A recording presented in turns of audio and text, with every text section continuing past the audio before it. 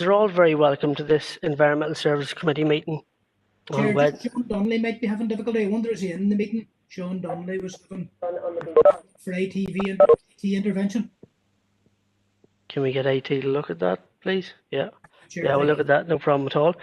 Okay, you're all very welcome to this Environmental Services Committee meeting on Wednesday the 4th of November at 7 p.m. I will start first with apologies, and I'll go to yourself first, Councillor McElduff. Thank you, Chair. Anne-Marie Fitzgerald is an apology, as I understand it, Chair. Thank you. Okay, thank you. And now Councillor Warrington. As far as I know, Chair, no apologies from our group. No problem, thank you, Councillor Warrington. And Councillor Garrity. Thank you, Chair. No apologies tonight. Okay, thank you. Councillor Thompson. Thank you, Chairman. Apologies from Councillor Deborah Erskine and Councillor Keith Elliott, who may join us later. Thank you. Okay, thank you. Do we have any other apologies from independents or smaller parties that we know of? No? Okay. Okay, and just to advise, as with the norm for this committee meeting, I will be moving item 4, matters arising, to just before item 7, any other relevant business. So now to sign the minutes of the previous meeting held on 7th of October 2020. That was done prior to the start of the meeting. So now we'll move on to item 3, declarations of interest. Do we have any declarations? Councillor Baird, are you looking to come in? No, I thought I had it down. I was just testing, Chair. Apologies for that. No problem, thank you. Okay, so we've no declarations, so we'll move on to item 5. 5.1, to consider building control and licensing report for the period from 18th of September to the 15th of October 2020, paper A. Over to you, Mark. Okay, good evening, Chairman. Good evening, members. So this report in front of you tonight is the usual building control and licensing report, which the format that you're very familiar with, and it's for the period of the 18th of September until the 15th of October. So just briefly running through the report. First of all, section 2.1 in the report refers to the usual building control report that we produce, which sets out all of the applications approved, accepted, granted, rejected and cancelled. And all of that is set out in Appendix 1 on page 19. As part of that report, we highlight that there are a number of developments which we haven't yet received details, so they do appear to be developments without approval, and those are listed under section 2 there, those nine locations. So if we don't hear anything in the next month in relation to those, then we would be looking at taking enforcement action with respect to those. Moving on to section 2.2 in the report, street naming and numbering. The report highlights that we've had one request during the period. There's a small development of 4 dwellings situated off Ballina-Mullen Road in Mullaghmore in Omagh. We've consulted with the applicant, and 3 locations were suggested, outlined in the report. And as we're describing there, as the proposed development is situated within the townland of Mullaghmore, then we are suggesting that the development should be called Mullaghmore View in accordance with our policy. Further details in relation to that application is set out in Appendix 2 on page 43. Moving on to section 2.3 of the report, Chair. So we have a number of requests for dual language signage during the period. So those are for noting under section 2.3.1. And then in relation to the next, where we do request for dual language signage, we have carried out a number of surveys during the period. So under section 2.4, you'll see there that we've got 4 locations where we've gone out and consulted all residents in accordance with policy to see whether residents would support dual language signage being provided. Really pleased to advise that all 4 locations met the 2/3 threshold. So we are recommending that we proceed with dual language signage there. And following consultation with the Irish language officer, we have got the name of the 4 road names there with the Irish equivalent. And then just moving on to 2.5, in the usual way, we've got the licence report, which is set out in the appendix, starting on page 49. So just to sum up, Chair, it's recommended that the Council notes the information in the report, including the building control report and the licensing report, approves the institution of legal proceedings under Article 21, 1 and 2 under the building regulations for those unauthorised works in paragraph 2.1.2, approves the name Mullaghmore View for that new street name in paragraph 2.2, notes the request for the dual language signage, and importantly approves the request for the erection of dual language nameplates at the 4 locations highlighted in the recommendation. Happy to take any questions. Thank you. Thank you very much for that, Mark. Okay, first up we have Councillor Kelly Podrigan, please. Thank you, Chair. I'm happy to propose the recommendations with the exception of Maryville in recommendation 8, part 5. I'd like to thank the relevant officers for their hard work on the dual language signs. I'm dealing with an officer on the issue of sorting different interpretations of Maryville in terms of Wura, MHUARE. So I propose the recommendations with the exception of 8V. I propose to defer this element and bring it back to the Wednesday, the 2nd of December Environmental Services meeting. I understand it's been a frustrating process and delaying this further will be even more frustrating. But after the wait, I want to ensure it's done and put up with the correct translation. So thanks, Chair. Thank you for that, Councillor Kelly. And now Councillor Donnelly, Stephen Donnelly, please. Thank you very much, Chair, and I'm happy enough to second this. I've had a quick look just at 2.2, and I think that the rationale given for Mullaghmore View makes sense, just given the location and also the fact that it does include the townland name. And if there is confusion or if there's lack of clarity around the correct interpretation of Maryville, I'm more than happy to second it on the condition that that is brought back for further review. Okay, thank you for that, Councillor Donnelly. Okay, next up we have Councillor Anne-Marie Donnelly, please. Thank you, Chair. Firstly, can I second the recommendations in the paper and Podrigan's proposal for the deferral of Maryville? Can I make a proposal, Chair, in relation to street and house numbering?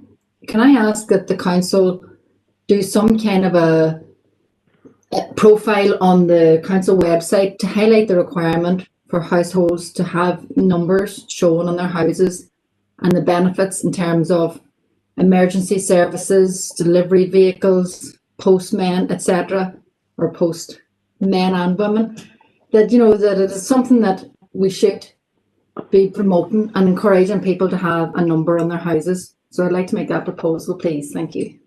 Thank you for that, Councillor Donnelly, and I totally agree with you. They're very much a necessity in this day and age.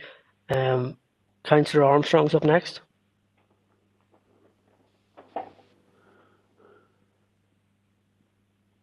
Councillor Armstrong.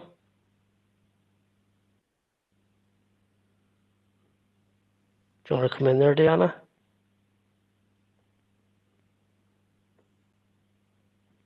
Councillor Armstrong. Okay, I'll come back to you, Councillor Armstrong. So Councillor Michael Duff next, please. Thank you, Chair. I can understand exactly where Councillor Kelly's coming from in respect of just refining that translation issue around Maryville. So I would support what she has said and proposed. And in relation to 2.22, Councillor Donnelly referred to that, Stephen. And if it hasn't been formally proposed, I would be happy to propose that Mullaghmore View be accepted. If it is already proposed, I'll second it. But if it needs a formal proposer, I'd be happy to propose the adoption of Mullaghmore View in respect of item 2.22. Thank you, Chair. Okay, thank you, Councillor McAdoo. I think we'll just take all the recommendations as one, so that will be in the initial proposal, but thank you for that, Councillor McAdoo. Councillor Armstrong, would you like to come in now? Chair, can I speak on behalf of Councillor Armstrong? Her internet has went down there. She just sent me a message. Okay, we'll get IT to look at that. Yeah, that's perfect. Thank you for that, Councillor Thornton. Councillor Baird's up next. Yeah, thank you, Chair. Very interesting what Anne-Marie said there about numbering houses. I would support that 100%. My own house, there's an entry down at the road, and I have road house number and road name on both. Unfortunately, I couldn't get the town land on, but I'm working at that. But I would agree wholeheartedly that even with singularly the number of the house, it's helpful for blue light services. So I'd certainly second our proposal to put some information out through the council, encouraging people to number their premises. Thank you. Thank you very much, Councillor Baird. And Councillor Wilson. Chair, yes.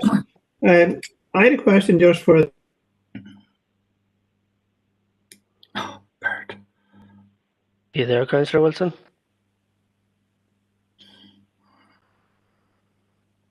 You're on mute there. Yeah, you're unmuted now there, Bert. Do you want to...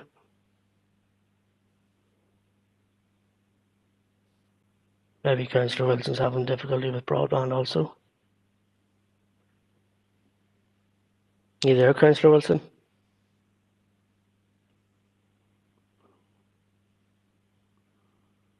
Okay, we'll come back to you, Councillor Wilson. Councillor Thornton?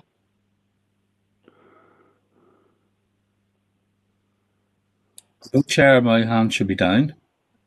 I came in about Councillor Armstrong. Yeah, I can just see it's still up on my screen, but that's all right. Councillor Wilson, would you like to come in?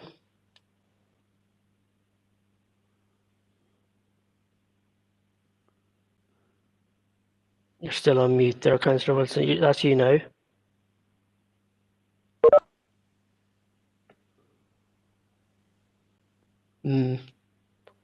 Yeah, we're just going to get IT to have a look at your system there, Councillor Wilson. So, Councillor Warrington. Well, I was coming in because I was aware of what Councillor Wilson was going to say. So I see his mute's off there now. Do you want to ask him again? Do you want to go ahead there, Councillor Wilson? No, he must be having difficulty there. Well, basically, Councillor Wilson's query was, you know, we're spending a lot of money putting up road signs all over the place, and for one, I'm happy enough. But part of the problem was, you know, are we going to replace existing road signs that are, you know, have fallen, have disappeared, and vandalised, painted over? I'm actually aware just in the last few days of one road signs that was painted over in my own area. For whatever reason, I don't know, it was actually done, constituent, it was done as a prank for Halloween, and very, very, wasn't much of a prank, but you know, certainly the existing road signs, basically, supposed to the end of the day, the existing road signs that are in place or should be in place are probably more important, maybe as well, and that would certainly need to be looked at. Thank you. Okay, thank you for that, Councillor Warrington. Councillor Thompson.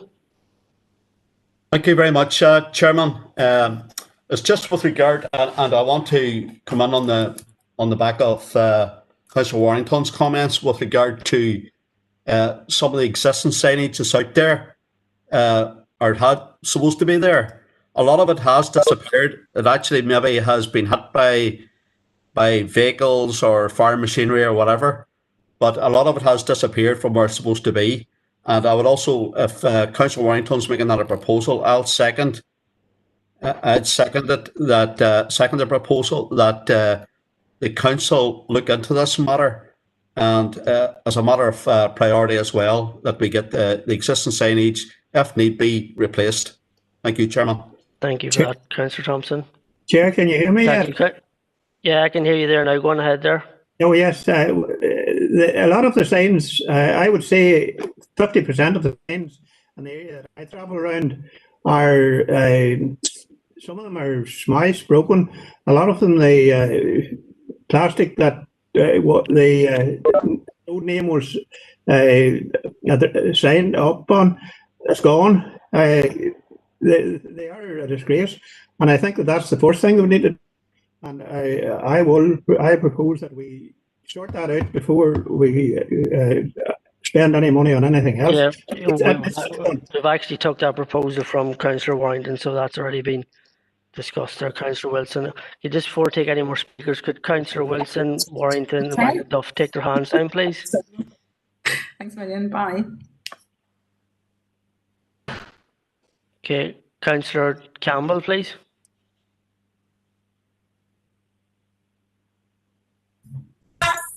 Yes, Chairman.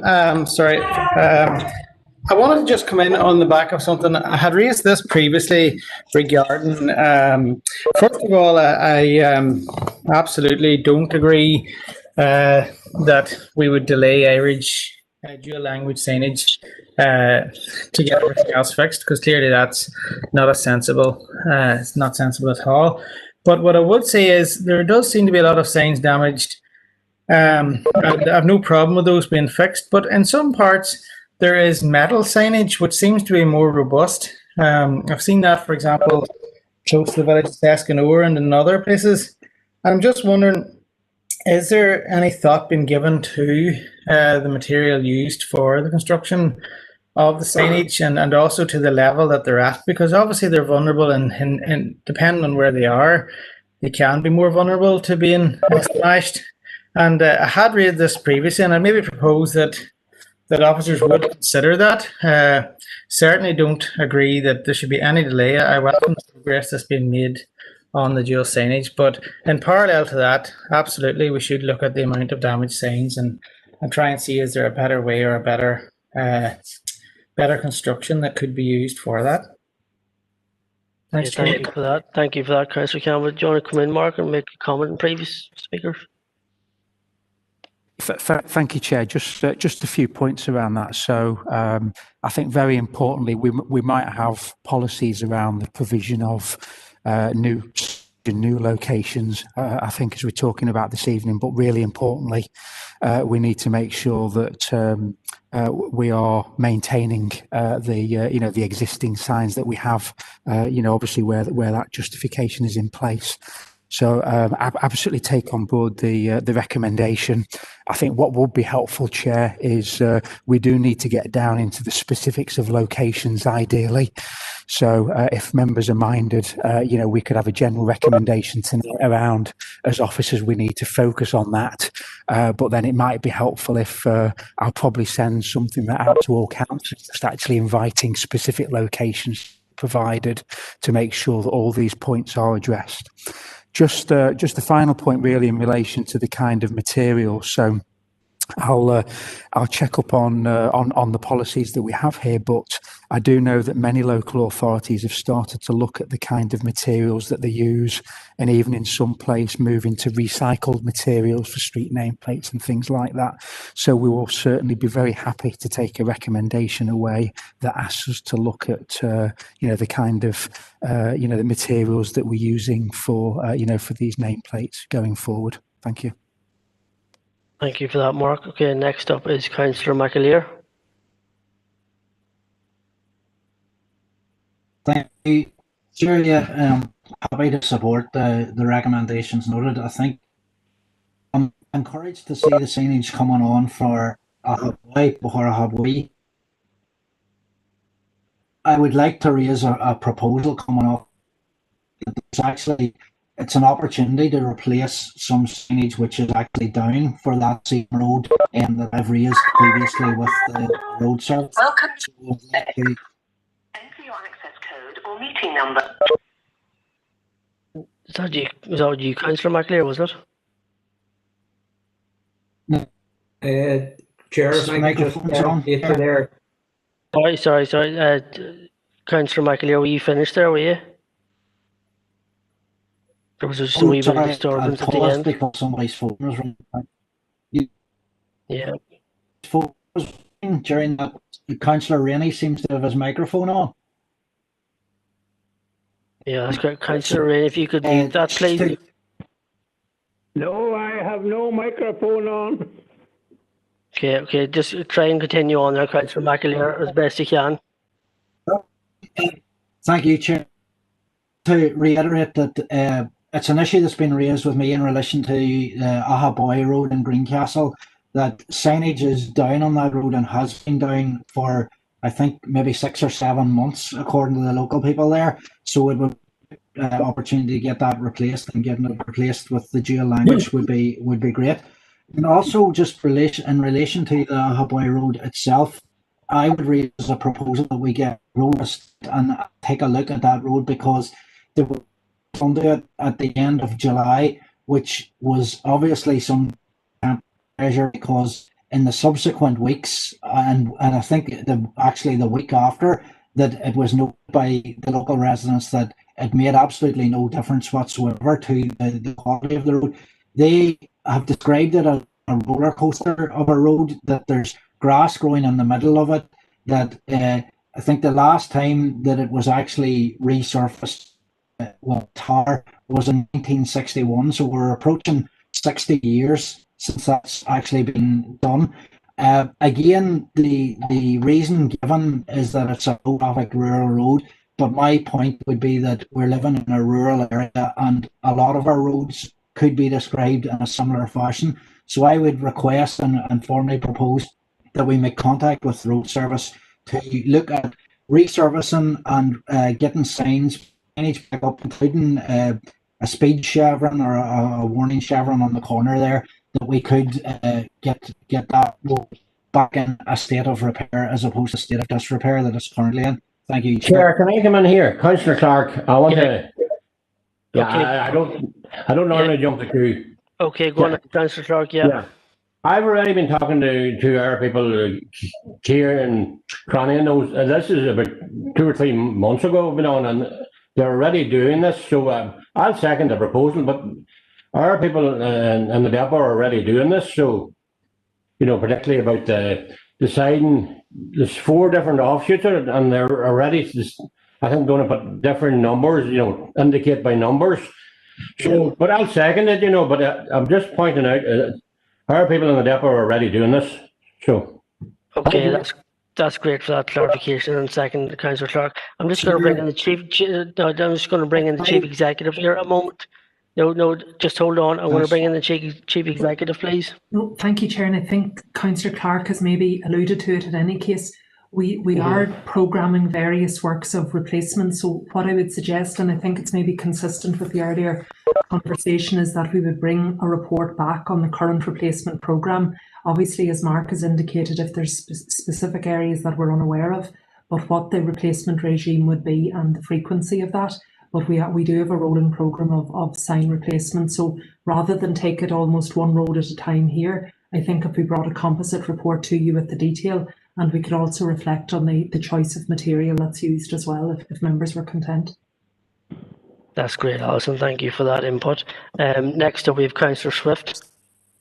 Yeah, Gormagat, No, Councillor McAleer, no. There's a number of speakers here. I'm trying to get through them all. You've already been in. You've heard what the Chief Executive had to say, so I'm moving on to Councillor Swift. Right. No, Councillor McAleer, no, I'm not letting you back in. You've already been in once. You've heard what everybody's had to say, so Councillor Swift's up next. No. Thank you. Councillor Swift? I wouldn't be happy with the rudeness there, Chairman, because, well, Sean had jumped in front of me anyway, so I didn't mind waiting to hear what Emmett had to say on the back of that, because if there's a grey area, we all need to hear it. So just, Emmett, would you go in and say whatever it is, because it might be leading on to what I have to say anyway. Councillor Swift, Councillor Swift, I might let him back in. No, Councillor McAleer, no. I might let you back in at the end. Councillor Swift, say what you have to say.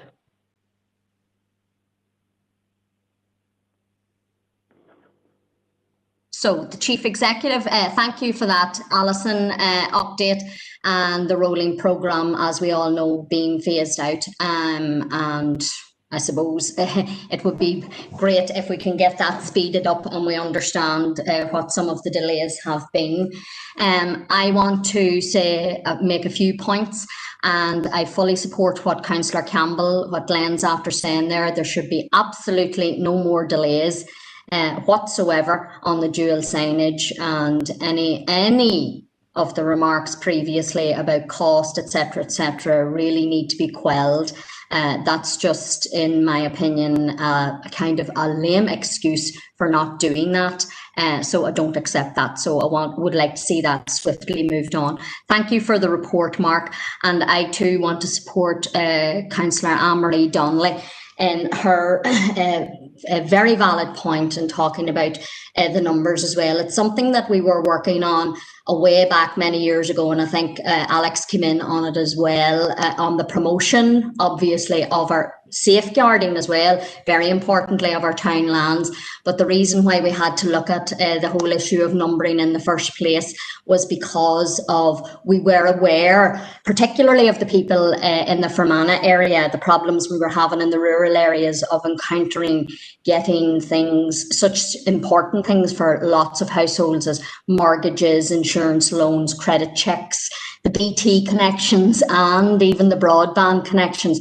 Courier deliveries were impossible to deny, and as Anne-Marie has pointed out, far more importantly, the blue light services. I watched it one night in my own town land where we were waiting actually for an ambulance to come for my granny, and it was driving all around the roads instead of coming onto our road, and having no mobile signal, no contact could be made. So that was a bit dire. But we are in the situation now where we can safeguard with the number, and very importantly, safeguard with the town land. And it was an issue that we brought at the time. And I do remember Councillor Brian McCaffrey was the one leading off on it, where we were insisting that the Minister change the legislation to ensure that we were protecting everything. It was Department of Culture and Arts, I do recall at the time, and where we listed the importance of the thousands of town lands that we have, and to ensure that everything was safeguarded within, and very importantly, retaining the town lands. So again, I strongly recommend that that does happen, because it's still a kind of a critical situation, and we had unanimous support at the time that the major emphasis would be placed around the usage of the town land name and addresses, but to have that number there for all the important issues that have been highlighted tonight. And indeed, we also made sure that information on our website at that time would also strongly recommend the use of the town land name and all addresses, and we worked hard to make sure that that was happening. And we engaged with all the local primary schools at Feshenagh to have their projects of their village and area and town land at competition level. Glad to say Darragonnelly won that year, of course. So all in all, that's it. And sorry about that, Emmett. I did try my best to hear what you had to say. But that's okay, right? Guramagat. Thank you, Councillor Swift. Councillor Just Feely. quickly, could IT contact see if they can get Councillor Wilson back in again, please? Yeah, that's no problem at all. Yeah. Thank you. Okay, Councillor Feely. Thank you, Gavin, and a good bit of chair on there, the meeting that on. I was going to come on that thing now, but I just want to mention that about that. I don't think it's the right format for councillors bringing up road issues there. Like, say I could start bringing up road issues down here, bad corners and places that want to have signs up, and we'd be here the whole night. So I'm glad that Sean Clark and yourself came in on that there. I was just going to mention that, and excuse my ignorance here, for it's what Councillor Pawdy brought up there earlier on about delaying it because of that Maryfield, or that the road name. Is it because of the Irish isn't spelled right, or is it not pronounced right, or what is the problem there? I was just wondering. And was it the officers that done it wrong when it came in, or did it come in like that? I was just wondering why are we? Is this? I know we don't want it to be delayed anymore, but that road's going to be delayed because of that. I was just wondering why is that, and I'd agree with Glenn there and Bernice too about have no more delays. And as Councillor Donnelly says about the road numbers there, I'd be the first to admit I never use my phone or my road number. I just never got used to it, and I'm just, as Bernice says, that I was just for the town lad, and I never use it. It's just I never got into the habit of it. But I suppose it'd be a good thing for the blue light services, but it's more of a habit me. I just use my town lad. But I was just wondering about that, and I should know. Excuse my ignorance about me off scale, but I should know. And I'm wondering whose fault was it? You know? Okay. Thank you, Councillor Feely. Would you like to make a comment on that, Mark, at all, or maybe Alison? Yes, Chair. I think if I'm interpreting correctly, I don't think there's fault as such. I think it's just a difference in interpretation. Okay, thank you for that. Okay, next up we have Councillor Baird. You've already been in before, so I'm moving on down the line. Councillor Irvine? Not on that particular issue, Chair. Not on this issue? Okay, I'll allow it. Go on ahead, Councillor Baird. Yeah, thank you. Well, it's about the damaged road signs in the two locations. I would have thought it was more incumbent on councillors to notify the council of the damaged signs. I know it gets a bit of publicity raising them here, but certainly the road signs have been up in Fermanagh. There is a code in them, so I would ask my colleagues if they are reporting the signs and the damaged sign is still there, refer to the code number bottom right hand corner. It'll enable the officers to establish it quicker. But I think if all us as councillors know these damaged signs, we should feed that to the centre rather than have council employees running around looking for road signs. Thank you, Chair. Thank you very much, Councillor Baird. Councillor Irvine? Thank you very much, Chair. Just a question possibly for Alison, or a couple of questions, and it was alluded to by Councillor Swift and I think backed up by Councillor Baird. In the legacy Fermanagh District Council, we did carry out complete consultation with regard to road naming and numbering. That's sort of behind us. But what that threw up was a consistent approach to the provision of road signage in regard to where they're located and the type and standard of them.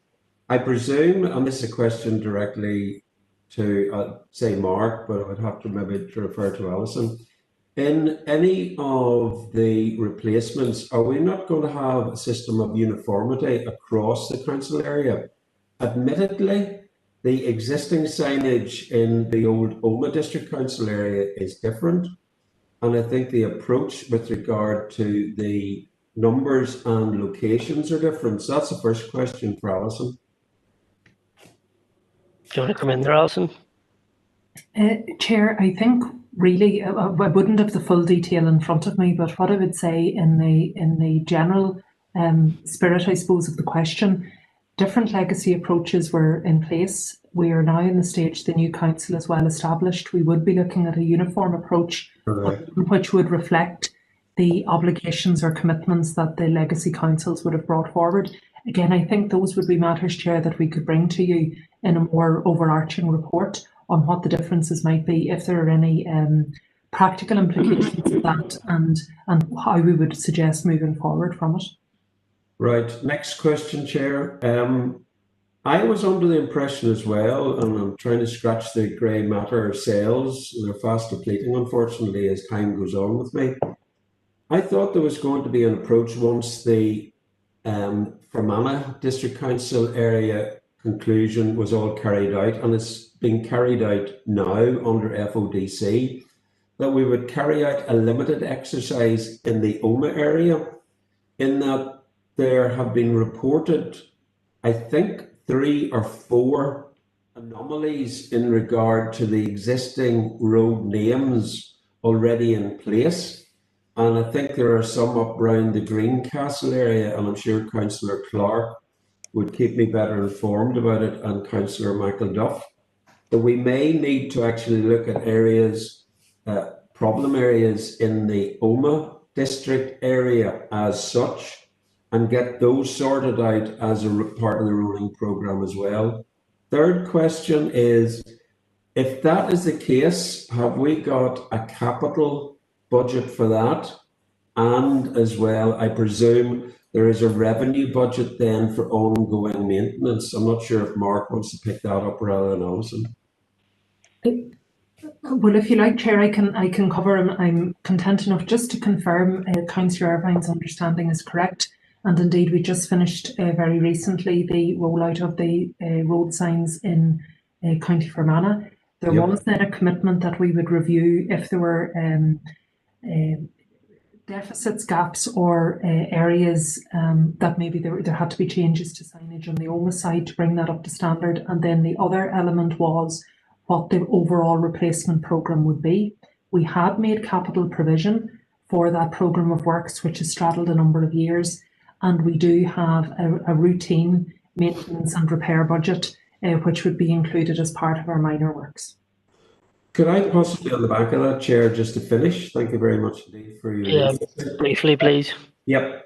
Could I ask, Alison, if you're bringing any sort of report, I think you've alluded to the committee, or Mark, that you give us an update in regard to revenue position and capital position and your proposals for going forward on the timescale.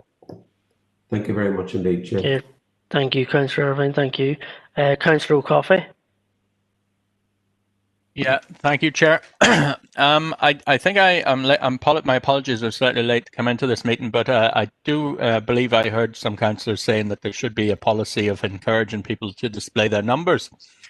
Well, if that is the case, then I'm a bit concerned, because I think last month we had a copy of a policy that the council already has around building control services, street and road naming and numbering policy, and I believe that it says there that the owner or occupier of a property shall affix and maintain a lawfully assigned number, and under 11.1, 11.2, the council can give them 14 days to do so, and 11.3 says that the council can actually put up a number and seek to recover the costs. So I trust that would maybe address some of those concerns.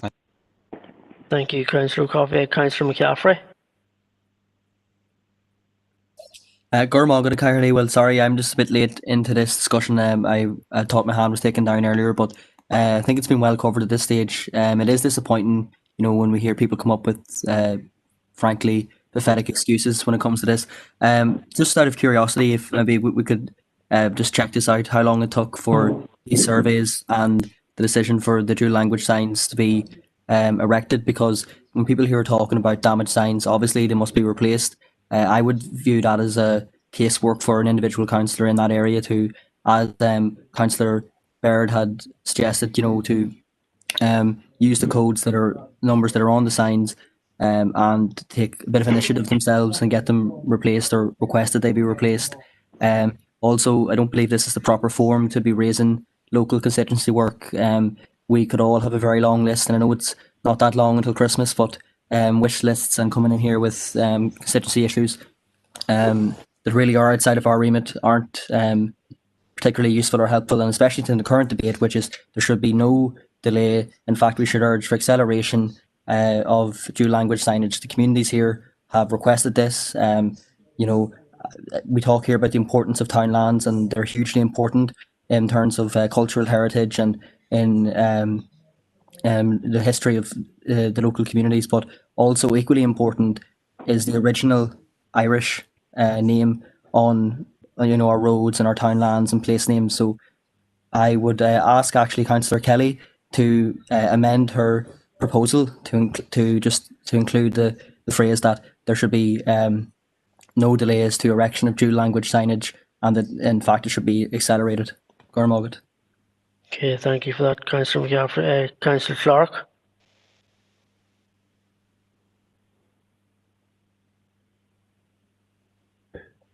Sorry, hand must have still been up. No, sorry. No problem at all. Councillor Kelly. Can you see my hand? And just in case you don't see it, if I'm in the queue, that's fine. Sorry for interrupting. Okay, I'll bring you in next after. Councillor Kelly, you've been in before. You want to come in and make another comment? Sorry, Garvin. It was just to clarify for Councillor Feely, who asked about the translation issues, and I don't think his question was that. You're on mute there, Councillor Kelly. Sorry, Garvin. No, it was just in response to Councillor Feely, who asked for the translation questions. I don't think his questions were answered. The translation that the councillor suggested is Ballywurra. Wurra is usually only used in the instance of Our Lady. And in this case, I don't think that's correct. It should be Ballymoira, aspirated with a H. So I've been in contact with the relevant Irish language officer for the council, and we're going to get that just looked at. So that's why it's deferred. And again, happy to accept Councillor McCaffrey's proposal to include no delays with acceleration. At this stage, I think it's still frustrating. We're still talking about this, and for other councillors to bring in other issues whenever we're trying to speed up meetings, not delay them. So thanks for that, Garvin. Thank you for that, Councillor Kelly. I'll bring you in now, Councillor Garrity. Thank you, Chair. And just for clarity there, can you see my hand, Garvin? No, can't see it at all, no. Just thanks for Donald for his help earlier, but we will obviously need more help again. And at the start of that, I was distracted with a wee bit of IT help, so I might have missed out. I think, Chair, that you have proposals of the report, so to move on, but I suppose I just wanted to say that a couple of issues. I want to thank Mark for his report particularly, and I think that's a great idea because it's such an undertaking of a piece of work to go around every sign, and I think it is a good idea for all of us as individual councillors to feed in because it's almost impossible, I'd imagine, to get around every single corner of the district. So I think that's an excellent idea by Mark, and if he does send something out to us, we should all respond accordingly. And I just suppose I've no doubt that Councillor Feely Fermanagh Oma would get right to his door. He doesn't need any introduction or town land, so I'm quite content with that. But if you have the proposal, and probably be a summary, Garvin, but it's just I missed out on a few with IT. So, but I think you have them there. I'm happy that we have to move on. Thank you. No problem, Councillor Gary. We'll have a few more speakers, and these are the final speakers on this item. So, Councillor Deehan's up next. Yeah, thank you, Chair, and thank you, Mark, for your report. And I really was just coming in just to make the point that Councillor O'Coffey has just made, that we did have a discussion some months ago on the issue of numbering houses, and just to reiterate that there is a requirement on the householder to display their number on their house. And of course, I think it's an excellent idea from Councillor Anne-Marie Donnelly to highlight that, because I suspect that there are many householders who are not aware of that obligation. So I think that's an excellent proposal and I support that. And finally, Chair, in relation to the material that road signs are constructed. Certainly in the Legacy Oma District Council, we were quite adamant that we wanted the signs constructed from recyclable materials. Now, the only problem with that is we do require an examination on how durable those signs are, because, anecdotally, it seems that, and this is supported by Councillor Campbell, that they might not be quite as durable as the metal signs. So I think it's good that that Mark is going to look at that for us, Chair. Thank you. Thank you, Councillor Deehan. Now, Councillor Donnelly, Sean Donnelly, please.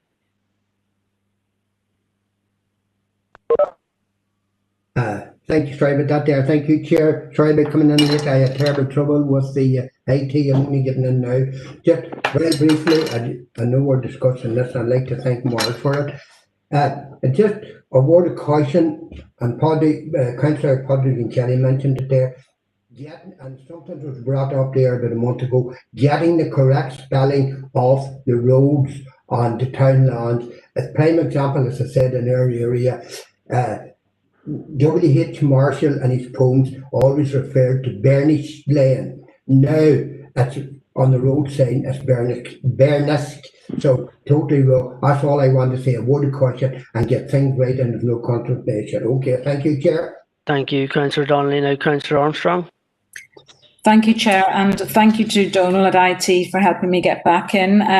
Chair, I wanted to support the proposal by Robert Irvine, Councillor Irvine, to the Chief Executive for the information. I also wanted to thank Anne-Marie Donnelly for raising the house numbering issue, because I think it is really important, as has been said.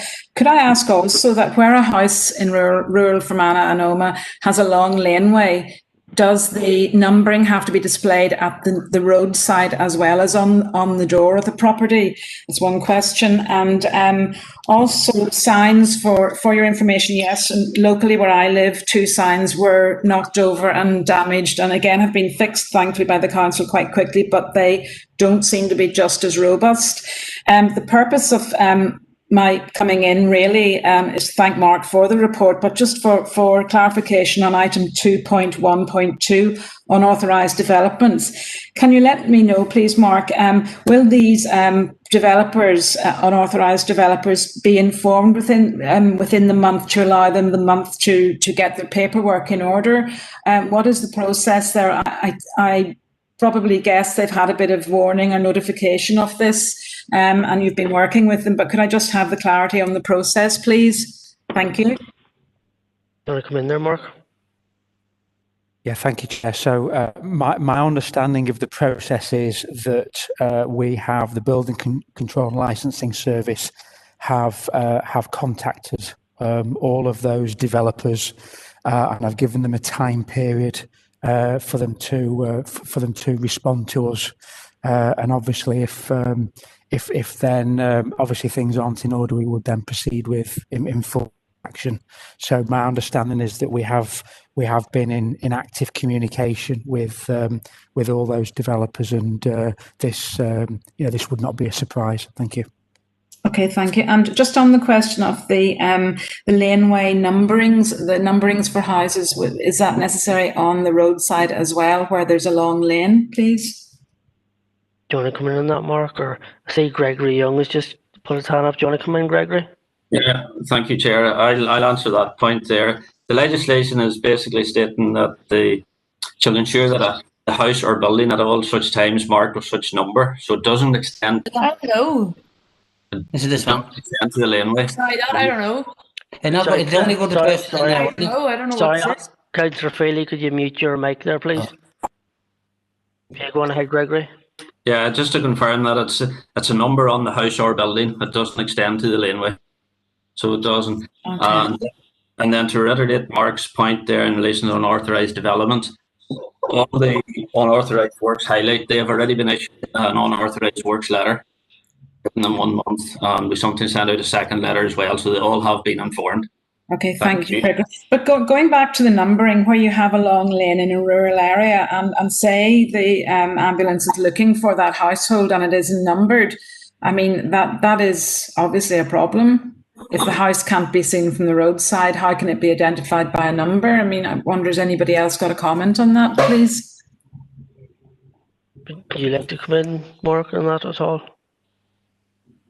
I think all I would say, Councillor, is the general point around communicating with residents across the district, as we've talked about this evening. The importance of people, having clear house numbers in place for a whole variety of reasons, for postal services, emergency services, etc.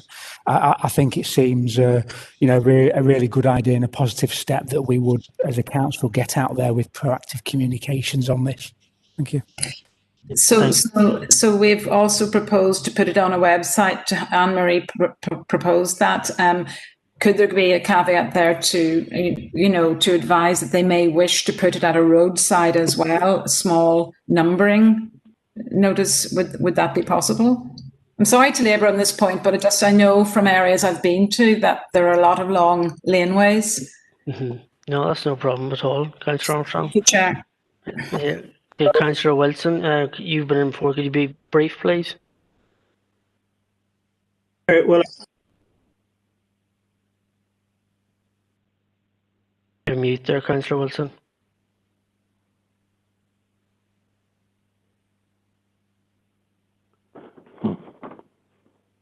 Councillor Wilson. Okay, I'll come back to you. Councillor Thompson. Can you hear me now? Thank you, Chairman, for letting me on there. And I know I've been on before, but very, very quickly, this should not be a divisive issue as some people are making it out to be. The road sign replacement issue has been an ongoing thing for quite a while, and I welcome Mark's comments and Alison's comments. Maybe with regard to the durable signage that has been mentioned, I know from past experience, the signage that we would have in the Old Omagh district was put up for a reason. It was particularly because there was a bit of graffiti going on to signage, and it was felt at that time from memory that the signage that we currently have in the Omagh area was more beneficial to get the signs cleaned in a proper manner. So this is not meant to be a divisive in any way, and take exception to some of the comments we made, Chair, that we're being divisive in this issue. This is an important issue as well as everything else, and I'm not being divisive. So thank you. Thank you, Councillor Thompson. Now, Councillor Wilson. Yes, Chair. Regarding... I don't know. Edward. Sorry, Councillor Feely, your mic. Yeah, thank you. Councillor Wilson, go ahead. It would be simpler to note the signs that are correct rather than the ones that are broken. It would take a councillor days driving around the country in the area that I live and around that I know that the signs are practically all down, and I'm sure that none of the councillors here have 2 or 3 days to drive around the countryside. But I do want to raise, a house that was flooded at the weekend, flooded on Friday night, on Saturday, on Sunday. There was 5 hours taking muck and stuff out of the Drumley Road garden. I have raised this on numerous occasions. Service and the River Agency out on Wednesday, and they more or less said, "Oh, relevancy, please, if we're going to be consistent." Councillor Wilson, Councillor Wilson, sorry, I totally agree with Councillor Swift there. It's totally irrelevant, so I'll move on. And the final speaker on this is Councillor McAleer, so instead of bringing him in at the end, so Councillor McAleer. I would like to tell, but thank you. No, Councillor Wilson, I'm moving on. Councillor McAleer, final word. Thank you, Chair. Yeah, firstly, I'm very disappointed that Councillor Clark felt the need to talk over and cut me off on the point that I was making for a number of constituents of his own, and likewise a number of other Mid-Tyrone councillors who have spoken against my proposal there, seemingly some whilst also supporting and seconded.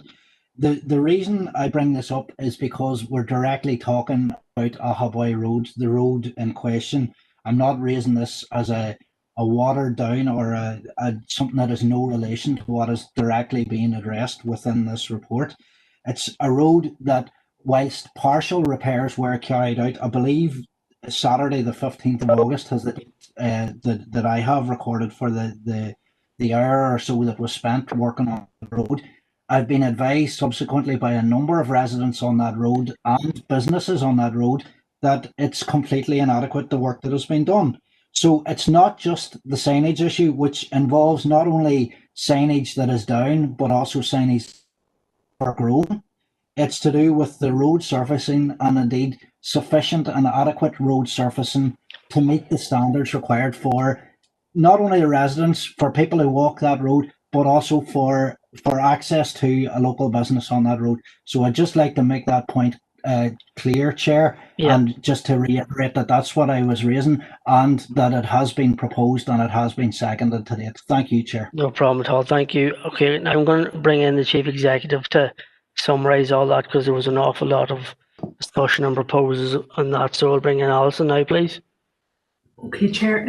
Thank you, Chair. I hope I summarise these accurately. So my understanding is the first proposal, which is for the report in its entirety, with the exception of deferring the Maryville consideration until the December Environmental Services Committee, was proposed by Councillor Podrigan Kelly, seconded by Councillor Stephen Donnelly. Councillor Anne-Marie Donnelly, seconded by Councillor Baird, proposed that the Council undertake a campaign regarding the numbering of houses on our website and social media. My understanding, Chair, is that Councillor Warrington seconded by Councillor Thompson, proposed then that we would bring forward a report in relation to our damaged road signs, the replacement policy. That was then expanded by some of Councillor Irvine's comments, that we would reflect the capital work, the progress, the revenue commitment to that, the differences between the legacy arrangements, and that we would consider the a replacement material for better durability. And then the last,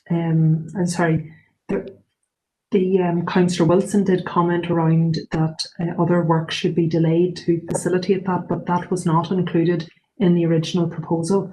Then Councillor McAleer had proposed that we write to DFI Roads regarding the Ahaboy Road resurfacing, and that was seconded originally by Councillor Clark. So I hope that's an adequate summary, Chair. Yeah, I think that sounds pretty good to me. So that is all proposals unseconded, and I take it we are all in agreement. If there's any dissent, please say now. Thank you very much for that. That is that item dealt with. We will now move on to item 5.2 to consider report on NI local authority collected municipal waste management statistics, April to June 2020, paper B. Over to you, Mark. Okay, thank you, Chair. So this is this report starts on page 3 in the papers. So the background to this, as members will be aware, is that the Northern Ireland Environment Agency, the NIEA, publish regular quarterly reports on municipal waste arisings for all of the 11 councils across Northern Ireland. And I understand we brought these reports to you, to the committee on a regular basis in the past. The way that this works is that our waste and recycling team, they produce what we call waste data flow returns. So they send the information on a monthly basis through to the NIEA, and then the NIEA then collate and pull together that information for 11 councils every quarter and actually monitor that. This report this time is of particular interest because it covers the period from April to June of 2020. And as we're all no doubt aware, this is the first period when we actually had the lockdown earlier on in the year, and the COVID pandemic was really starting to affect things. And importantly, at the end of March, it was that period of time when the council and other districts were forced to close the household waste recycling sites across the borough. So this is actually quite an interesting report to see how those things have played out. So just to summarise then, so I think first of all, in terms of the total waste arisings that have been produced, so the report starts off under section 2.1 talking about the overall Northern Ireland picture. And we are seeing a consistent picture that across all of the 11 councils, the total amount of waste arisings that's been produced. The positive there is that is actually down by around about 11%, 10.8, 11% on the same time period last year. And as I say, the closure of the household waste recycling sites will have obviously been an influencing factor there. So that's important. I think the other important point, as the report talks about, is in terms of recycling and composting. So the real positive there is that we have only seen a very, very slight drop in that. So actually recycling and composting rates have maintained pretty high. So across the 11 districts, running in at just under 53%, only about a percentage down on last year. And also importantly, and as a positive story, that the amount of waste that's diverted from land has obviously increased as well. So overall, a positive picture that way. If we then start to look at our district council and area, so 2.2 sets out the more detailed picture for our council. And then what we've tried to do then is under section 2.3, we've done some analysis around those numbers, really just to bring those numbers to life and really just give a bit of commentary and an explanation on, on those figures and what sits behind those. So as the report highlights then, so first of all, in relation to the residual waste that's produced, that has been collected at the curbside. So this is predominantly in the black recycling bins. So we've seen a bit of an increase there. That's gone up by 692 tonnes. And as we say, that's closely linked to the closure of the household waste recycling sites. Also importantly then, that in terms of curbside collection, the blue bin recyclate collections, those tonnages have gone up by just over 300 tonnes. And actually that makes sense, because obviously members will appreciate that, you know, during that lockdown period, we had lots more food packaging was being created with people eating at home a lot more. And obviously people have been doing lots more online shopping and online deliveries as well. So all of that will have contributed to that dry recyclate tonnages. And then also in terms of food side, obviously really importantly, we do both food and garden waste collections. And both of those actually come to around about a just over 300 tonne increase in combined food and garden waste as well. So again, that makes a lot of sense. We've got people eating at home more rather than eating out. And obviously during that spring, running into the summer period, we've had lots of people at home doing gardening, tidying the gardens, etc. So overall, Chair, just really a report for information. I think there's two key points that I would draw from it. I think, first of all, really good to see that despite everything and the change that's been going on, our recycling and minimisation levels have been kept high. So, you know, all of the work we do around, you know, education as a council, that, you know, those interventions continue to be successful, even during a period of significant change. And also very, very importantly as well, you know, we've had various group discussions around obviously the important role of the household waste recycling sites that we have across the board, and clearly this report highlights the important role that all of those facilities play across the district. Happy to take any questions. Thank you. Thank you for that, Mark. Thank you. Councillor Curry's up first. And thank you, Mark, as well. As you say, I suppose the thing we see most clearly around this report is probably the impact of COVID and the recycling centres and the waste management companies being closed. But just from the report itself, Mark, I note that as a council area, we've recycled the least in terms of percentage, and we've sent the largest percentage to landfill. And if we compare ourselves to what is really a comparable council, Mid-Ulster, I note, you know, and we've talked about it before, that they are sending more to energy recovery, but their figures for recycling are significantly higher than ours. And of course, then the landfill is, they sent less than 10% to landfill. So I take the explanations you've given us there, Mark, but I'm wondering what was so different outside of maybe what we're sending for energy recovery between ourselves. You know, is there an issue kind of being highlighted here in terms of our own council area?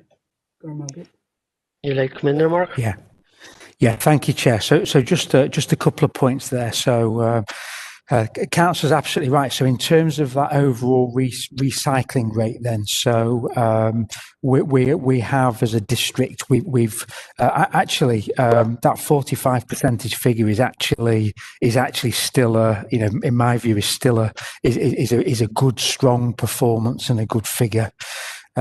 Obviously slightly lower than some of the districts. I do know, without getting into too much technical detail, that we did have some issues just regarding you know, some of the end markets and some of the recyclates and processing of paper and a few other bits of that. So as I say, just probably slightly lower than some of the districts, but we have been looking at some of the what we call the end market issues and just making sure that everything that we're collecting is going through recyclers in that kind of a way. Just in terms of the overall, the diversion from landfill, then, just to highlight, as members will be aware, that as a district we still do have the landfill site, the Drummy landfill site, which is currently in operation. So, actually, this is a carefully managed and a planned approach. That landfill site is coming to the end of its natural life within the next couple of years or so ago.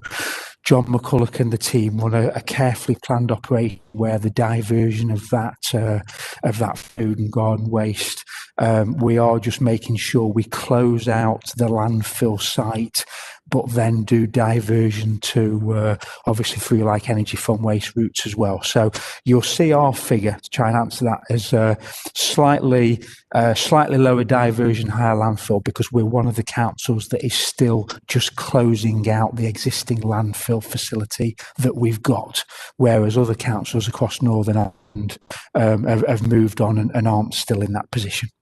Thank you. Thank you, Mark. Happy enough, Councillor Curry? Yes, thank you. Thank you for that explanation. Thank you. Yeah, would you like to propose a note of the report when you're on there? Yeah, propose a note. Yeah, thanks very much. Thank you.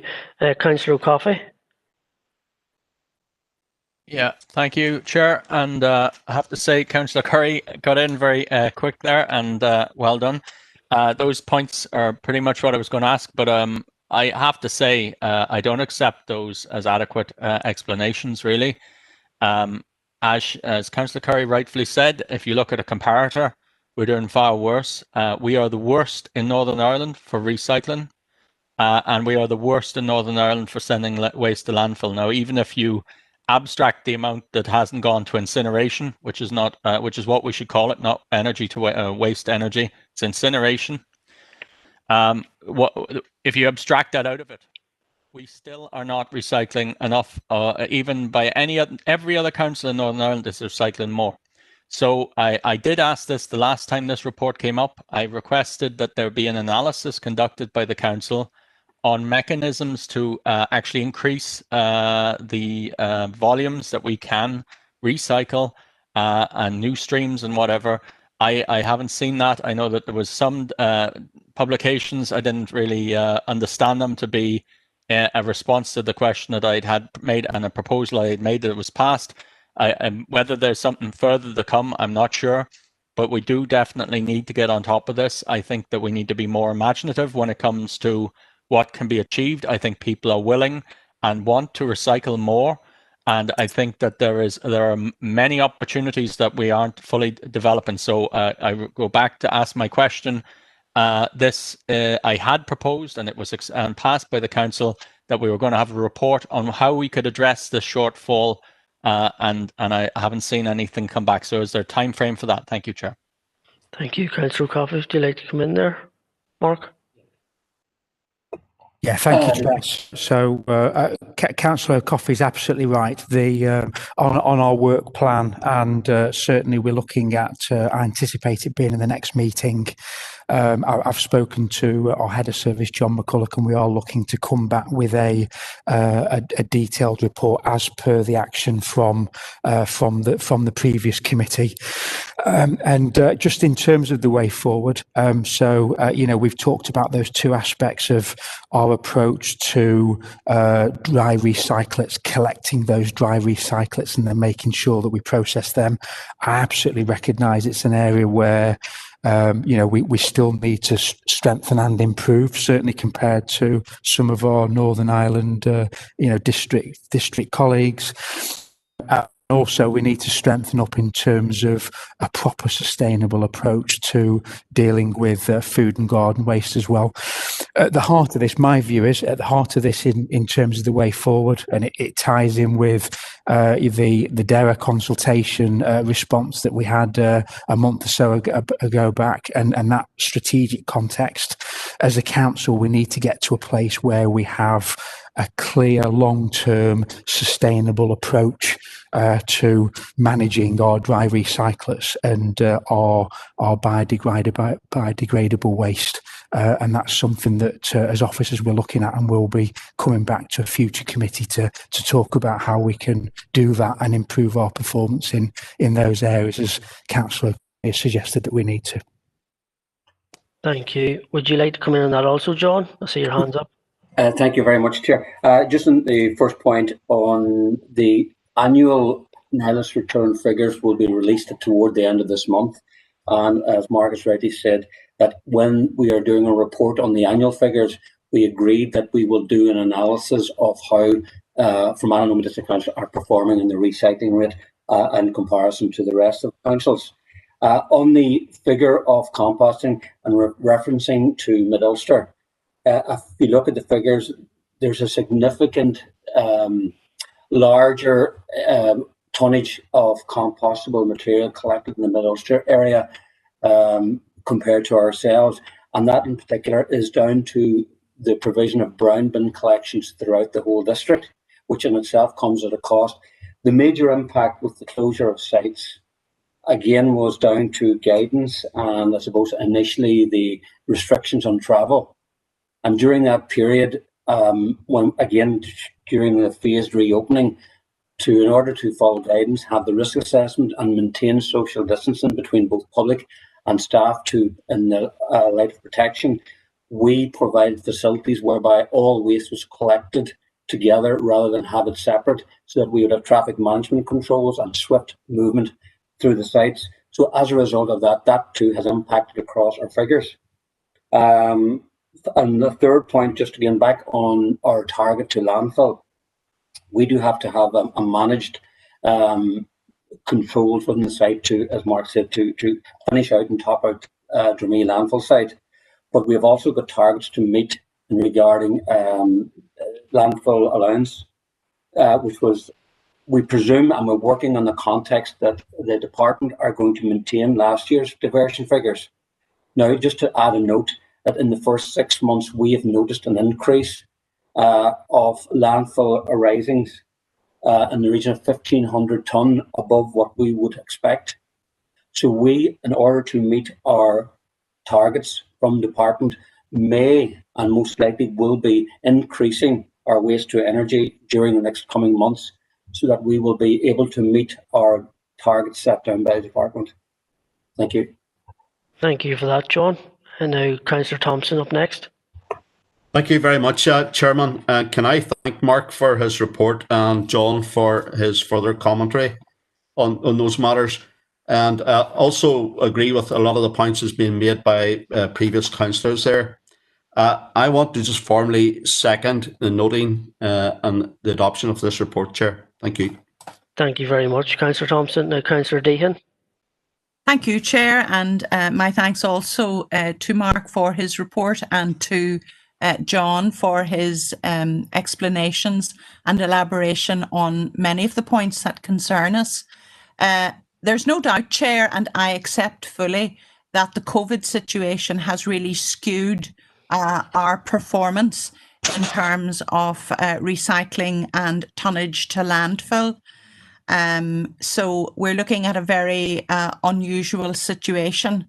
I agree with Councillor O'Coffey that people are keen to recycle, and I think when things get back to normal, we really will have to put out a big campaign highlighting the increased need for recycling. Chair, Mark makes the point that, you know, we're going to be closing down our landfill within the next couple of years. As far as I'm concerned, in the 21st century, we should not be burying our waste in the ground. And it's a practice which really has to stop. And I do feel that as a council, we need to have a very focused debate on how we are going to manage our waste in a sustainable way. But I think that is for another day. But I just want to support the recommendation, Chair. Thank you. Thank you, Councillor Deehan. Councillor McAleer.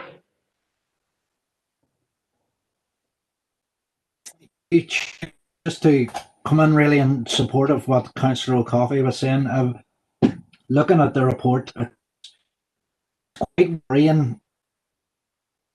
I appreciate that COVID has had an impact on this, but it impacted our area any more or any less than other areas, I think, in relation to the work that's being carried out. I noticed that on page 14 we've actually overtaken the likes of Ards and North Down and Lisburn Castlereagh councils in relation to the percentage of waste that we're sending to landfill, whilst some councils have actually seen a decrease in the percentage of waste going to landfill. I would be fully supportive and expediting the report that Mark has referenced there too. And I noticed another previous proposal, and I think it was Councillor O'Coffey again had proposed, was in relation to the difficulties experienced, and they were referenced by Mark as well, in terms of recycling, and particularly the recycling of paper, that there was a proposal previously brought to council, and I believe again it was passed unanimously, in terms of looking at a council owned or a publicly owned recycling facility, whether that being done in relation to this council as a standalone group, or indeed in cooperation with the likes of Derry and councils. And I'm just wondering, is that going to be part of the report that Mark's bringing back, or is that a separate report? And again, just if we expedite that, because I think given the facts and figures that are presented to us in this report, I think it's of utmost importance that we do look to seeing how we can increase our recycling and not be on one landfill or burning our waste, as Councillor Coffey rightly refers. Thank you. Okay, thank you, Councillor McAleer. I'll just bring in the Chief Executive to make comment on that, please.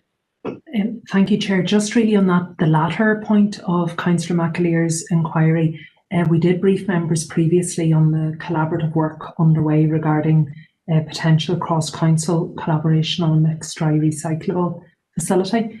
We should have the report on the progress of that and the suggested next steps for the December committee meeting, Chair. Mark may wish to just comment on the other aspects, but certainly that element will be reported to you as soon as we get the updates from the other councils. Thank you, Alison. Do you want to come in, Mark? Yeah, no problem, that's fine. Okay, and final speaker on this, Councillor Blake. Thanks, Chair. Yeah, can you hear me okay? I can hear you, yeah, go on ahead. Just lost your image there. I have a wee bit of internet trouble here. But I was noting there something there. It's been of keen interest to me for a while. I think very much that what the council needs to think about doing is cooperating a lot more with the schools, because one of the things about urgent recycling is cooperating and getting young people educated about the importance of recycling as we progress. And I think it's one of the things I'm going to be quite proud of in the school that I work in, that I introduced recycling bins to every classroom. Okay, it doesn't work perfectly, but it's a step in the right direction. And I was noting there where the council has a number of recycling bins along with landfill bins. I know in Enniskillen anyway, down at the Roundel and at the Lakeland Forum. I'm wondering about what is the uptake from those bins in terms of how much of that is recyclable material, and then how much is landfill to that.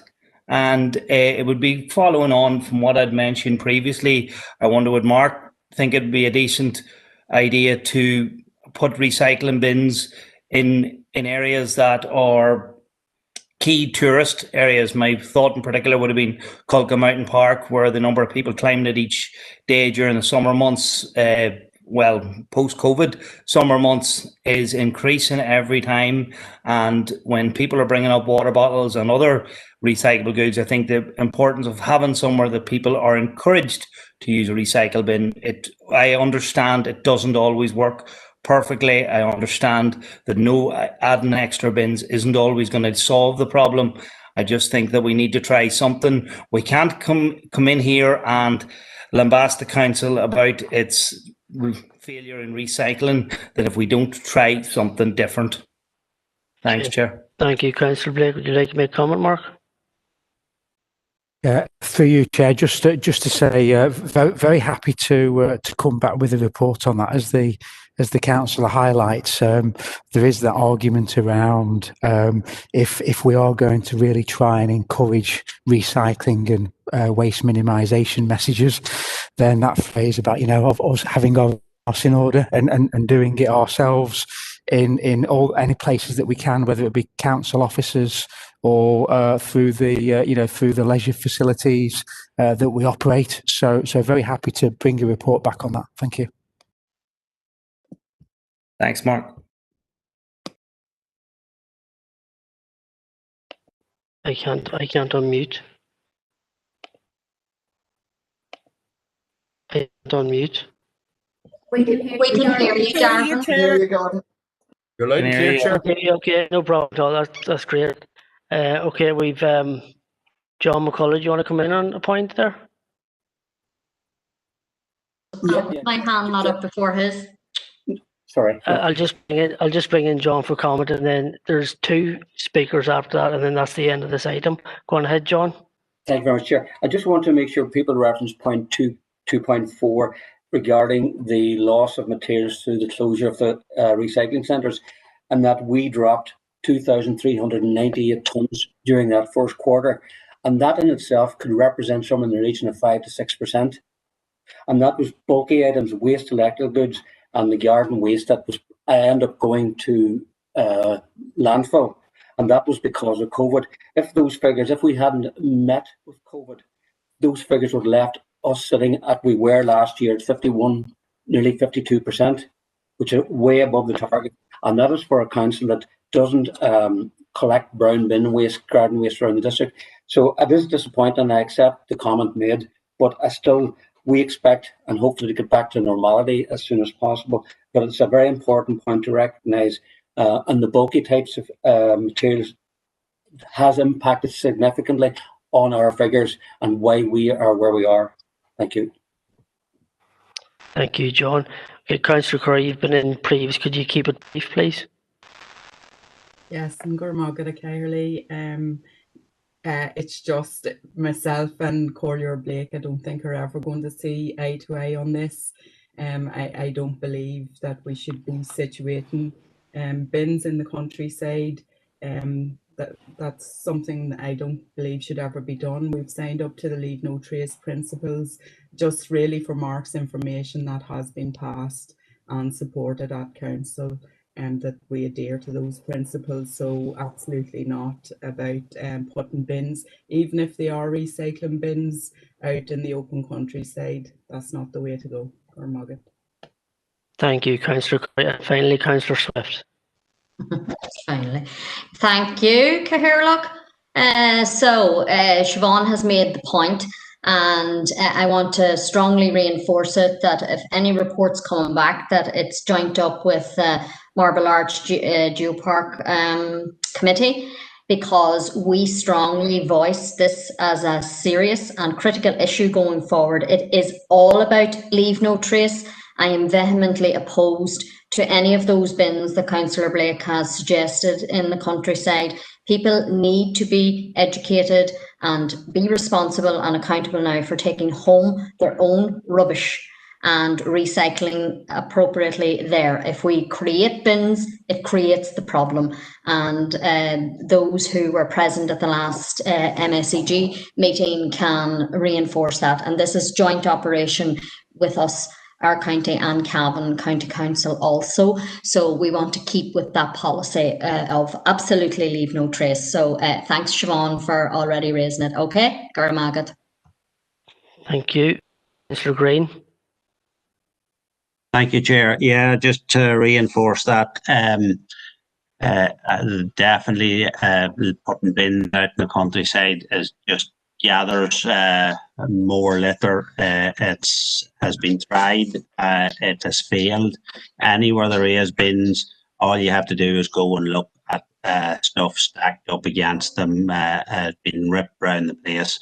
It's a terrible idea, and I don't know why that we keep having to discuss it month after month, especially when the evidence is there that they don't work, they do the complete opposite. So I would fully agree with Siobhan. Okay, thank you. Okay, that's all the speakers on this item. So that we have this proposed and seconded by Councillor Curry and Councillor Thompson, and we're all in agreement. Sorry, Chair, I have my hand up there. Thank you. No, I'm moving on, Councillor Blake. I'm sorry, I have to get the next I just item would sorted. repeat So, some of the suggestions there, that's all. no, I'm moving on, Councillor Blake. As other councillors have said, we've been through this before, so we'll move on. Okay, on to item 6, correspondence. 6.1, to consider correspondence dated 21st of October 2020 from the Department of Agriculture, Environment and Rural Affairs regarding dangerous dog legislation. Over to you, Mark. Yeah, thank you, Chair. So just the one item of correspondence this time. So members will recall from past discussions, we've talked at length about the issue of dangerous dogs, and members asked the Chief Executive to write to the Minister for Agriculture, Environment and Rural Affairs, as well as the Minister for Justice in relation to this matter in 2 areas. Firstly, around whether there's opportunities to strengthen the current legislation around dangerous dogs on the basis that it's not currently fit for purpose and it requires updating. And secondly, that the PSNI could have more power and resources to actually progress investigations. So on page 75 of your papers, you'll see there that we've got a response back from the Minister for DERA, which is largely self-explanatory there, giving the Minister gives an explanation and highlights that she is satisfied that the current legislation in Northern Ireland works effectively for the reasons stated. Thank you. Thank you, Mark. Thank you. Now, Councillor McClory first, please. Thank you, Chair. I'm very disappointed with the reply. Obviously, I've been raising this for quite a while. I don't believe that either of the ministers have been able to engage in what the legislation widely is generally fit for purpose. However, when it comes up to the top end, I have a constituent who has a life-changing injury as a result of a dog attack. Now, our council officers did not have the resources to go into homes, take forensic evidence to prove that the dog was living in that house, all sorts of different things that could have been done that the police have the skill set to do that our council officials do not. And what I would suggest is perhaps we could write to the minister, both ministers, and ask would the 2 of them consider a meeting with the injured party and her husband to discuss their concerns around the legislation, which is at the top end. This is life-changing injuries we're referring to. This isn't just anybody getting bit by a dog, I'm sure, or attacked by a dog is traumatic, but this lady suffered life-changing injuries, and I feel that the ministers haven't adequately addressed that type of injury and the seriousness of it. If this had been a person who had been assaulted, the police would have brought in specialist investigative teams to assist local officers to give them a skill set in order to apprehend culprits involved. And this is the top end that we're talking about. I don't feel that the ministers have addressed this, either the Department of Justice or DERA. So that would be my proposal. Okay, thank you for that, Councillor McClory. Councillor Armstrong. Thank you, Chair. And yes, this is an issue within our constituency that Councillor McClory and I have been working on. As you said, it is life-changing, the injury and the trauma we have both experienced from spending time with the constituent. I just see a pattern in the correspondence that we're all aware of. One minister says it's somebody else's responsibility, and the other minister says it's not their responsibility. I don't know what the job descriptions are up there, but anyway, I do think there's a lot more to be gained. And I would second the proposal by Councillor McClory. A Zoom meeting of 20 minutes would stop this round robin, would get to the point of the life-changing injuries here and where the need is to get this investigated. And I note again, this month we have more dog attacks on people. This is going to continue with more trauma, and we need to have the investigative powers, and we need to get this has been going on since February in this year. So I do think we need impetus here, and I think a Zoom meeting with these 2 ministers to really put the point across and with the constituents. So I'm happy to second that proposal. Thank you. Thank you, Councillor Armstrong. And now Councillor Maguire. I'm going to carry well again. The two councillors are obviously concerned about a specific incident, but I did note that there was 6 dog attacks in the area in the report we received earlier. Now, what I really want to ask, and I've asked it before, was that I did bring it up at a previous meeting that anecdotally a dog attacked a person. Our dog warden was involved. The dog was brought back to the owner, and the dog attacked a further person the next day. Now, I think the chief executive said there was some inquiry going on about that. But obviously, as a council, given the previous 2 speakers, when we see 6 dog attacks in a report, that could range anything from a nip at a heel to, as the other councillors describe, a life-changing injury. We as councillors really need to have a full depth of understanding of what our responsibility is, and then we can engage with the other authorities if they wish to bring things further. But the understanding that I had was that our dog warden was involved, and that the issue wasn't resolved satisfactorily. So maybe if I could get some sort of answer to that at the moment, please. Yeah, thank you. Just come in, Chief Executive. Chair, I have really very little more to add than I'd advised previously. What I would suggest is we could bring a further report on these matters to members, and perhaps with our dog or relevant officers in attendance who could answer the detail that members are seeking. Chair, if I could just come back on that, please. Yeah, go on ahead, yeah. Really what I'm looking for, Chief Executive, through the Chair, is the procedures our dog wardens would follow in the incidence of a dog attack. Maybe that would give us a depth of understanding of what our responsibilities are and what we can inform the public out there.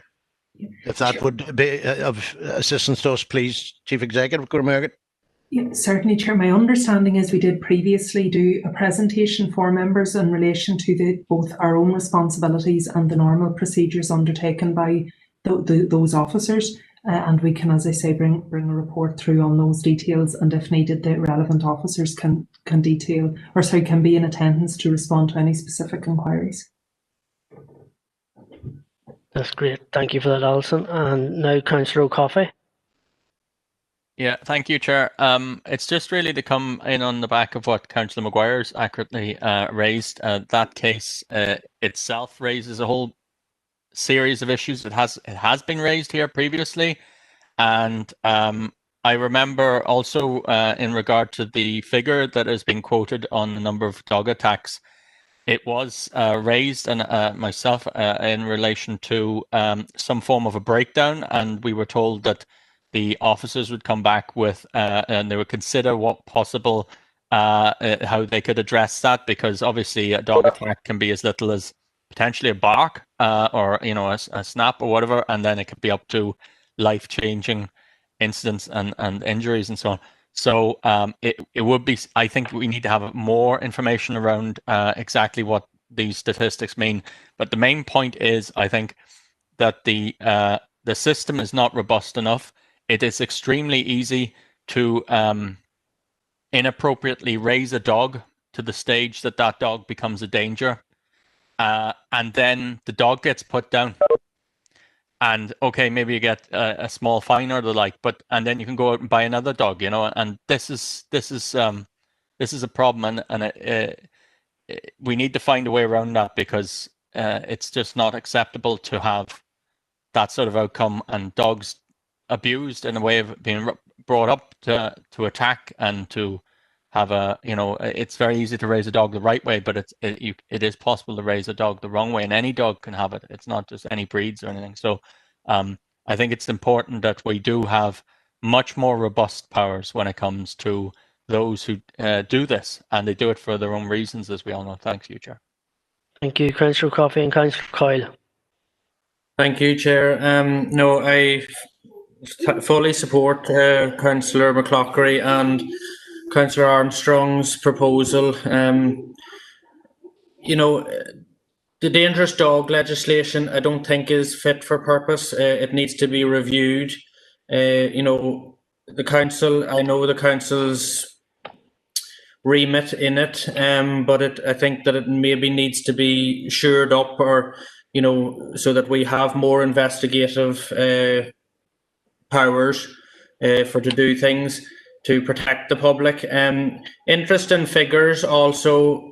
I know 1199 were resolved without further action, but it doesn't break down, on persons, and maybe that's some question that we might ask as well, for a breakdown on, was it other dogs that the dogs attacked? What, how many people were actually physically hurt in these attacks? Thank you, Chair.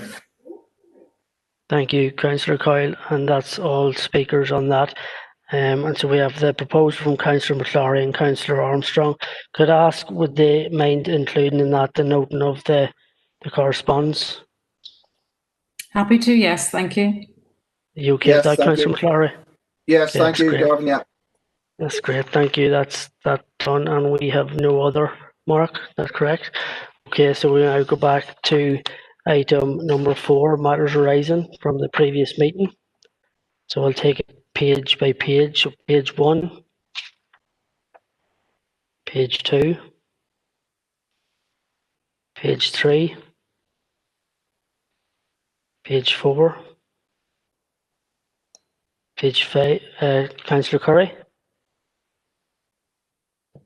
Yes, it's between page 4 and 5. So it's just, and I was unable to attend the meeting last month, so excuse me if this was covered. But I note that there was discussion around the campaign, the Dog for Life campaign, and I did raise it last year when I was in the chair, that the campaign would get underway earlier.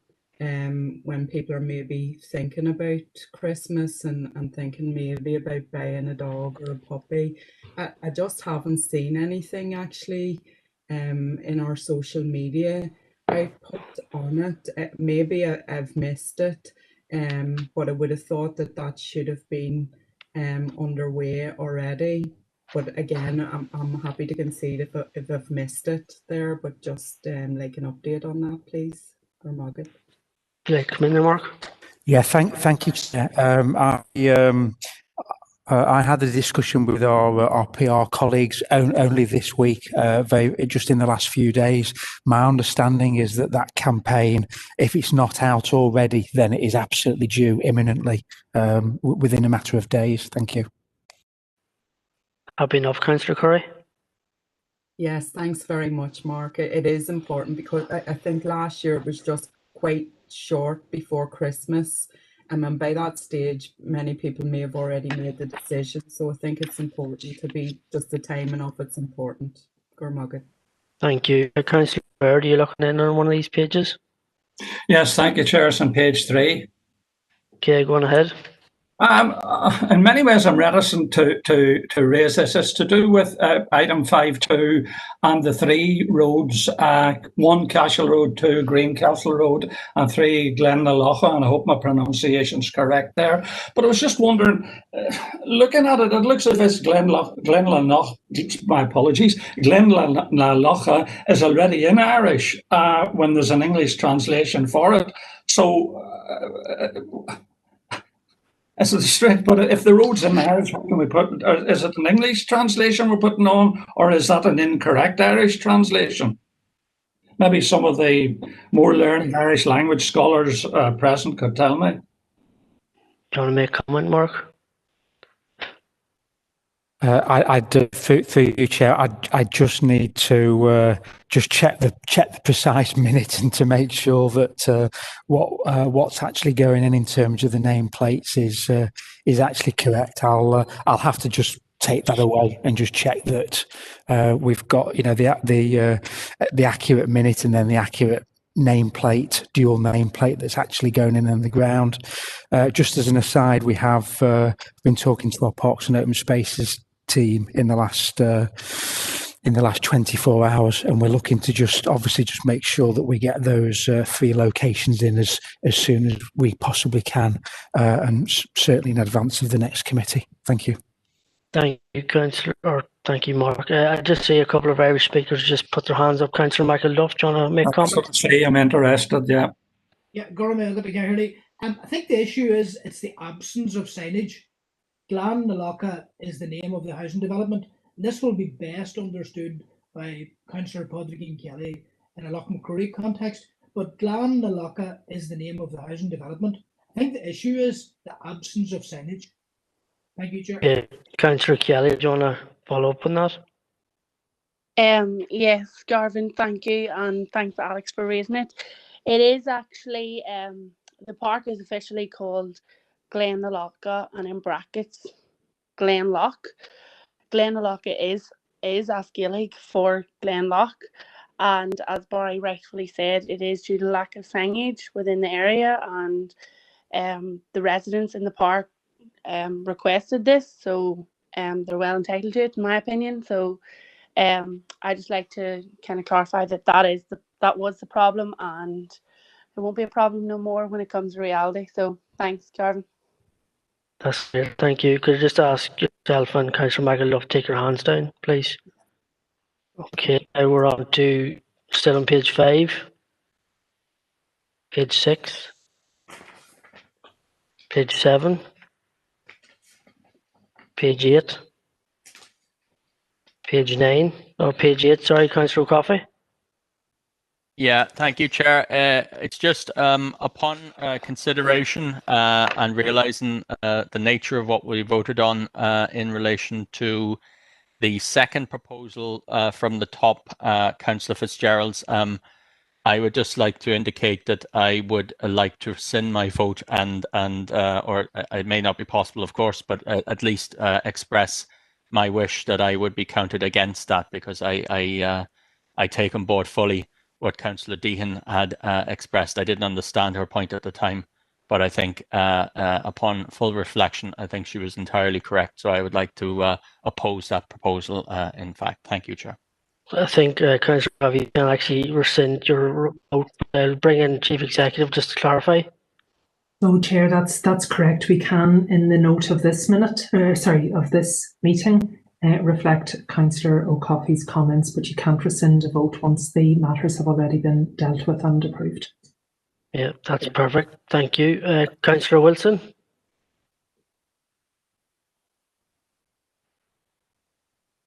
You there, Councillor Wilson? Yeah, can you hear me now? I can hear you, yeah. Yes. No, it was just what I was trying to get on earlier, just to ask, if a housing estate asks to get the signage in Ulster Scots, can they go down that line? Can I make a comment, Mark? If not, why not?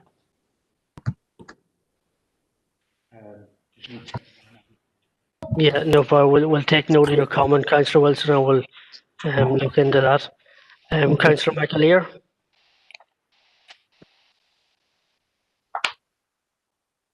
Yeah, thank you, Chair. It's in relation to one of the recommendations on page 6, a proposal by myself, supported by Councillor Deehan, just in relation to the social media platforms and the promotion of the battery recycling, which I have seen and I commend the council on doing. I'm wondering, is this a facility that's currently provided just at the council recycling plants across the district? And the second query just is in relation to the cutting and trimming of. Now, I haven't seen any promotion of that yet, but it may possibly be done at a certain point in time, where it may be more appropriate or that. So just if we could get a wee bit of feedback on that.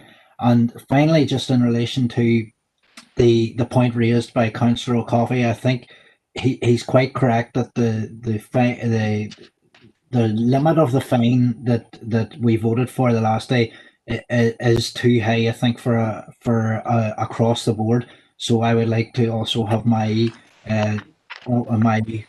rescinding, or whatever way it's going to be worded, that I don't support that going forward. Thank you, Chair. Okay, it'll be noted in the minutes of this meeting. Do you want to come in on any of that, Mark?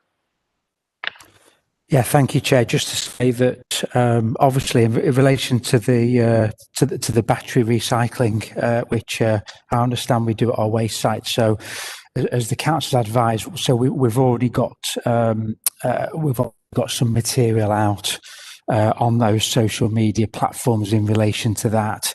I know that the cutting and trimming of trees, I've started to look at that, but I think we still need to just close that out as an action. So I'll make sure that we do that. Thank you.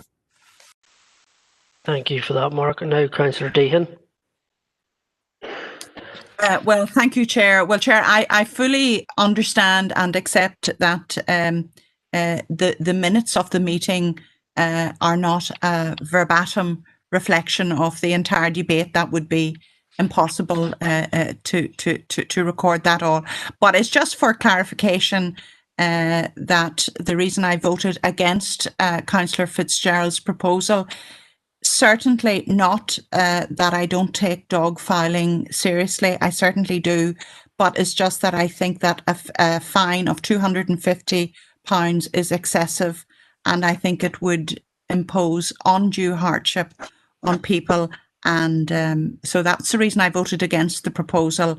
And I suppose it's not clear in the minute, but I would certainly like to add a note, please, of my views on that, if that's possible. Thank you. Yeah, that's noted now, Councillor Dean. Thank you. Councillor Maguire. Gurumagada Carley again at 6.1. During that discussion, I believe I did ask the question for the information, the number of £80 fines that had been issued by the council. I did suggest maybe that if we could get the number of £80 fines quantified, the understanding then of why it should go up to 250 or be put there as a deterrent to the actions of some of the dog filing. Maybe it's not prepared for this evening, but I still would wish to hear that information at some later stage, Carley, Chair. Yeah. That'll be brought back to next meeting or whatever, Mark. Yeah, that's okay, Councillor Maguire. Thank you. Okay, Councillor Armstrong. Thank you, and thank you, Councillor Maguire. Yes, you raised that, but I think I made the comment that I had asked the previous Director of the Environment in place, and I thought he had at some stage produced that information, so it may well be in the system, but albeit for a different period of time. I just wonder if that could be searched for. I do remember asking for it previously. I can't remember the time frame, but thank you again for raising that, Mr. Maguire. Yeah, thank you. I'll just bring in Gregory now. Do you want to speak on that? Thank you, Chair. I was just going back to Councillor Wilson's point that he raised about dual language in Ulster Scots. That is possible, and it will be carried out in the same process under the policy. Okay, so just to close that off. That's great. Thank you for clarifying that. Okay, now we're on page 9. Thank you very much. Page 9. Page 10. I think Chief Executive would like to come in on page 10. Thank you, Chair. It's just in relation to the last item, last recommendation at the bottom of page 10 regarding the meeting with DFI Roads regarding the site visit for the Southwest College and the associated traffic impact. DFI have responded to us, Chair, to say they are amenable to a meeting, but they think it would be more productive to do this virtually, just given the time of year rather than on site. So it's really and they could facilitate such a meeting later this month or in early December. So it's really just to get the views of the Enniskillen DEA members if they're content for that to be a virtual meeting rather than a site meeting with DFI. Please. Okay, thank you, Alison. Councillor O'Coffey. Well, obviously, with the times that are in it, I guess we have to be satisfied with any form of meeting. This is a very important issue. I know Councillor Maguire has been very proactive on it and achieving a meeting here. I would have to say it's absolutely essential if we are having a Zoom meeting that there is representation from the council, because specifically the planning department, because every time you go to them, and I'm sure every other councillor knows about this, is that the road service blames the council for putting the planning permission through in the first place, and then we hear from our side that they were the ones that signed off on the traffic report that underpin the planning policy. So we need to get clarity on these issues, and I think it's essential that we do so. It's good that we have a meeting quickly. This is something that's proceeding, so yes, I'm happy personally with that, but I'll take my line from the rest of the Enniskillen councillors. Thank you. Okay, thank you, Councillor Coffey. Councillor McAleer. Yes, with the reference to Southwest College, I'll just declare an interest on that point as an employee of the college. Thank you. No problem at all. And just see Councillor Campbell has also put in the chat, so he is declaring an interest on the same item. Okay, Councillor Maguire. Gurumi, I'm going to carefully again, obviously the times is in it as was expressed there. I'm glad of any opportunity to have the discussion because I requested it quite some time ago, and there's some so before the work's completely done is maybe the time that we should have the meeting. Again, there's other Enniskillen DA members, I'm sure they'll have their input, but I'd be happy with the meeting, certainly. Okay, thank you, Councillor Maguire. Councillor Thornton. Thank you, Chair. Yes, I mean, I'm in full agreement here with the other two councillors, and I fully support Councillor O'Coffey with regard to this planning issue, which has been thrown back in our face every time that we've discussed it. So there's agreement amongst us in Enniskillen here to meet and to sort out this issue. Thank you. Thank you, Councillor Thornton. Councillor Irvine. Yes, fully support what's previously been said.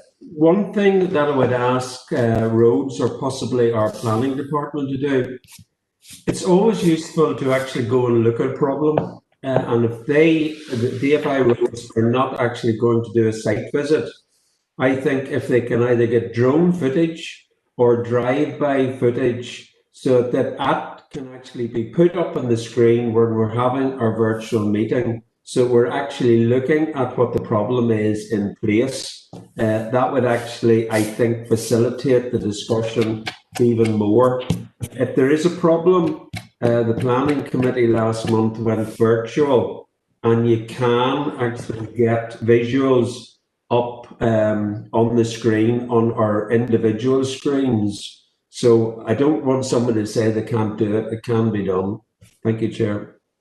Thank you, Councillor Irvine and Councillor Blake. Yeah, just to be fully in support of fellow Enniskillen councillors in terms of getting any meeting at all that we can with DFI, because this is going to become a very big issue for us in Enniskillen. So glad to see that we have consensus among all the Enniskillen councillors. So thank you. That's great. Thank you, Councillor Blake. And we'll just bring the Chief Executive back in. Would you like to make any further comment? I think they're all in agreement. Anyhow? Yes, Chair, thank you. No, other than just to confirm, we will have appropriate officer attendance at the meeting as well. So we'll work to get that progressed now, Chair. Thank you. That's great. Thank you. Could I just ask Councillor Maguire, Irvine and Blake to take their hands down, please? Councillor Deehan, are you looking in? Yes, thank you, Chair. My apologies. Chair, under item 5.1.1, it's on page 2, I just had wanted to record my appreciation and thanks for a copy of the consultation report, which was prepared in relation to building regulation amendments. Very, very comprehensive report and very, very useful and reassuring to read. So I just want to record my thanks, Chair. Thank you. Okay, thank you for that. Okay, now finally page 11. Okay, we need a proposer and seconder for that, please. Proposed, Chair. Okay. Sorry, it was proposed by Councillor Thompson, seconded by Councillor Irvine. Thank you, Councillor Irvine. Okay, so that's matters raised and dealt with, and I have no any other relevant business, so I will bring this. Could I ask for your a very urgent business? No, sorry, Councillor Wilson. I've always went along the lines that I would need to be notified prior to the meeting, and I've had no notification from anybody. So, as far as I'm concerned, that's the end of this meeting. So I bring this meeting to a close at 20:54. Thank you very much, Chairman. Thank you. Thank you, Chair. Well done, Chairman. Good night. And United were beat.